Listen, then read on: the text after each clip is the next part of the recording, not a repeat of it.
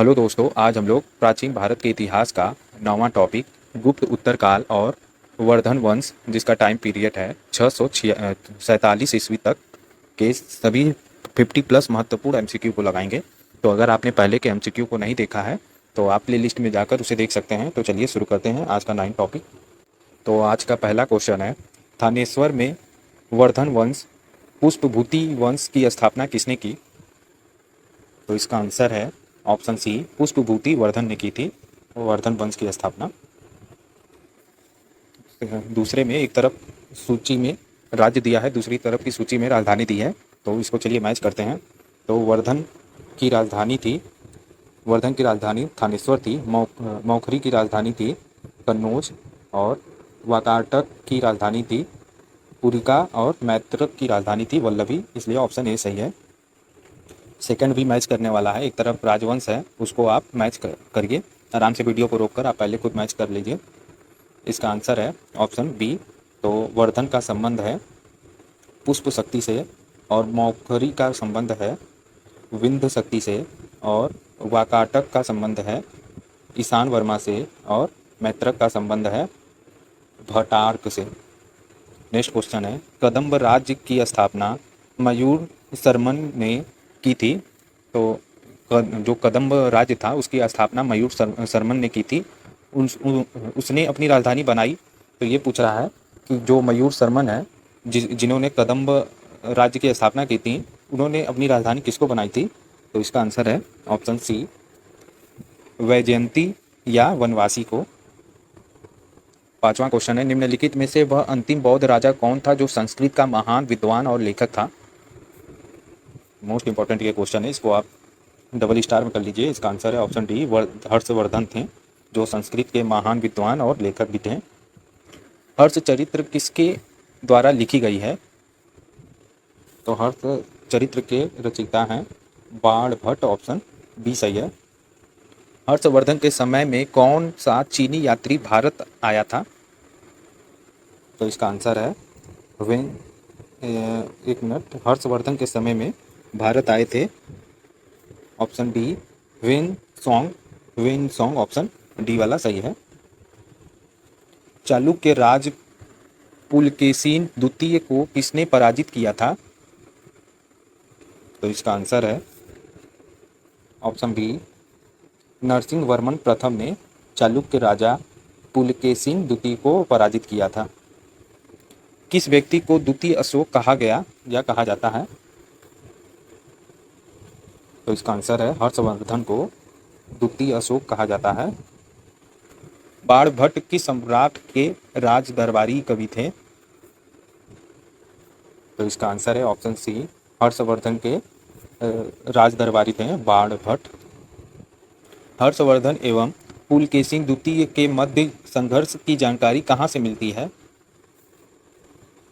तो इसका आंसर है ऑप्शन ए, ऐहोल अभिलेख से। प्रतापशील हुडहरडी केसरी महाराजाधिराज नामक उपाधियां निम्न में से किसकी है? तो ये सारी उपाधियां ऑप्शन बी, प्रभाकर वर्धन की है। सम्राट हर्ष ने अपनी राजधानी थानेश्वर से कहाँ स्थानांतरित की थी? तो इसका आंसर है ऑप्शन सी, कन्नौज में। सकलोत्तरापथनाथ किससे कहा गया है? तो इसका आंसर है ऑप्शन बी, हर्षवर्धन को। वेनसांग ने किसे शिलादित्य कहा है? तो वेनसांग हर्षवर्धन को शिलादित्य कहा है।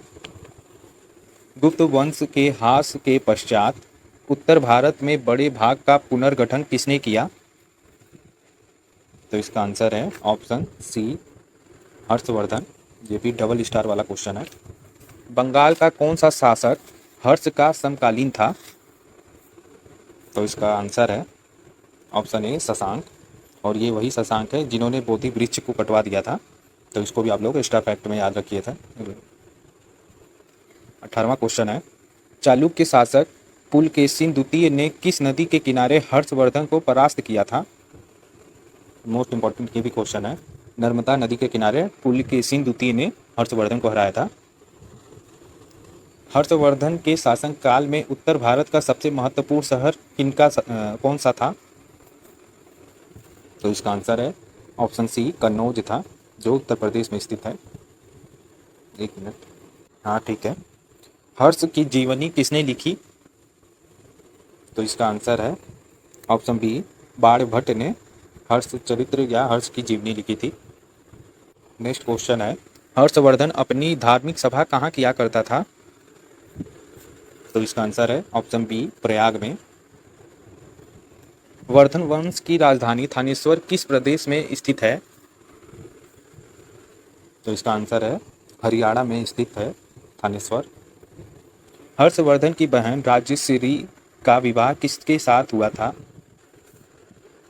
तो इस राजश्री का विवाह ऑप्शन बी, मोखरी नरेश गृहवर्मा से हुआ था। हर्षवर्धन के अग्रज राज्यवर्धन द्वितीय की हत्या किसने की? तो इसका आंसर है ऑप्शन बी, गौड़ नरेश शशांक ने की थी। हर्षवर्धन ने 606 ईस्वी में हर्ष संवत की स्थापना किस उपलक्ष्य में की थी? ये भी डबल स्टार का क्वेश्चन है, इसको भी नोट कर लीजिएगा। इन्होंने भी अपने राजरोहण के उपलक्ष्य में की थी, जैसे कि गुप्त संवत में चंद्रगुप्त ने अपने राजारोहण के लिए उपलक्ष्य में गुप्त संवत की स्थापना की थी, उसी तरह इन्होंने हर्ष संवत की स्थापना की थी। छठवां क्वेश्चन है, कौन सा वर्धन वंश की राजधानी थानेश्वर से कन्नौज ले गया? कौन सा वर्धन वंश? तो इसका आंसर है ऑप्शन ए, हर्षवर्धन ने थानेश्वर से कन्नौज पर राजधानी को ले गए थे। कन्नौज किस प्रदेश की में स्थित है? तो अभी मैंने ऊपर बताया था, कन्नौज उत्तर प्रदेश में स्थित है। हेन सांग की भारत में यात्रा के समय सूती कपड़ों के उत्पादन के लिए सबसे प्रसिद्ध नगर था। तो सूती उत्पादन के लिए सबसे अधिक प्रसिद्ध नगर मथुरा था, ऑप्शन बी सही है। कभी बाणभट्ट निवासी था? तो कभी बाणभट्ट ऑप्शन बी, थानेश्वर का निवासी था। नागानंद की रचनाकार कौन था? तो नागानंद की रचनाकार हर्षवर्धन स्वयं थे, ऑप्शन सी वाला, ऑप्शन बी सही है। सम्राट हर्षवर्धन ने 2 महान धार्मिक सम्मेलनों का आयोजन किया था। तो उत्तर है कन्नौज और प्रयाग में किया था। नागानंद और रत्नावली एवं प्रियदर्शिका नाटकों के नाटककार कौन थे? तो इसका आंसर है ऑप्शन डी, हर्षवर्धन थे। याद रखिए ये रत्नावली है, रलावली कुछ नहीं है, रत्नावली, ये टाइपिंग मिस्टेक है, आप लोग सही कर लीजिएगा। गुज्जरों को किस शासक ने पराजित किया? तो इसका आंसर है ऑप्शन सी, हर्षवर्धन ने गुज्जरों को पराजित किया था। आज भी भारत में ह्वेन-सांग को याद करने का मुख्य कारण है। तो इसका आंसर है ऑप्शन डी, सीयू की रचना। हर्षवर्धन के विजयी जीवन में एकमात्र पराजय देने वाला पुलकेशिन द्वितीय कहाँ का शासक था? ये भी डबल स्टार 5 स्टार का क्वेश्चन है, इसको भी याद कर लीजिए। वातापी या बादामी का वो शासक था, पुलकेशिन द्वितीय। हर्षवर्धन ने अपनी पुत्री का विवाह वल्लमी नरेश से किया, जो कि उसकी एक बड़ी कूटनीतिक उपलब्धि थी। तो इन्होंने अपनी बेटी का विवाह ऑप्शन ए, ध्रुमसेन द्वितीय, ऑप्शन ए वाला सही है, से किया था। 641 ईस्वी में किसने 641 ईस्वी में किसने चीन के राजा ताई त्युंग के पास एक राजदूत भेजा? तो इसका आंसर है हर्षवर्धन ने, ऑप्शन डी सही है। हर्षवर्धन के भारतीय मिशन के जवाब में चीनी सम्राट ताई त्सुंग ने 3 चीनी मिशन हर्षवर्धन के दरबार में भेजे, जिसमें से एक मिशन हर्षवर्धन के मरणोपरांत पहुंचा। अंतिम मिशन में शामिल उस चीनी राजदूत का नाम क्या था, जिसने हर्षवर्धन की मृत्यु के तुरंत बाद जो घटना घटित हुआ उसका विस्तार से विवरण किया है? तो इसका आंसर है ऑप्शन ए वांग हवेन तिएसे। किस चीनी यात्री को वर्तमान शाक्य मुनि या यात्रियों के राजकुमार कहा जाता है? इसको भी 5 स्टार का एक क्वेश्चन है, इसको रट लीजिएगा। ये ह्वेनसांग को ही बोला जाता है, ऑप्शन बी। ह्वेनसांग लगभग भारत में लगभग कितने साल तक रहे थे ह्वेनसांग? तो इसको भी आप डबल स्टार कर लीजिएगा। 15 साल तक रहे थे ह्वेनसांग, ऑप्शन सी सही है। नेक्स्ट क्वेश्चन है, ह्वेनसांग के सम्मानार्थ एवं महायान धर्म के प्रचारार्थ हर्षवर्धन ने कहाँ महासभा का आयोजन 643 ईस्वी में करवाया? तो ये बोल रहा है कि ह्वेनसांग के सम्मान में हर्षवर्धन ने कहाँ महासभा का आयोजन करवाया था? तो ये करवाया था ऑप्शन ए कन्नौज में।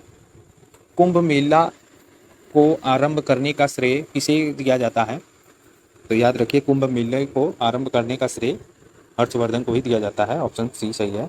नर्मदा नदी पर सम्राट हर्ष के दक्षिणावर्ती अग्रगमन को रोका, तो किसने रोका था? तो अभी हम लोगों ने ऊपर पढ़ा था, पुलिकेशिन द्वितीय ने पराजित किया था हर्षवर्धन को नर्मदा नदी के किनारे। निम्नलिखित में से किसने नालंदा विश्वविद्यालय को 100 ग्रामों की आय दान स्वरूप दिए थे? तो इसका आंसर है ऑप्शन डी हर्षवर्धन ने। 5वां क्वेश्चन, सुमेलित करना है। एक तरफ रचना है, दूसरी तरफ रचनाकार है, तो आप आराम से वीडियो को रोककर मैच कर सकते हैं। तो हर्षचरित कादंबरी किसकी रचना है? तो यह रचना है बाण भट्ट की। और नीति शतक, श्रृंगार शतक, भक्ति शक्ति, यह किसकी रचना है? तो यह रचना है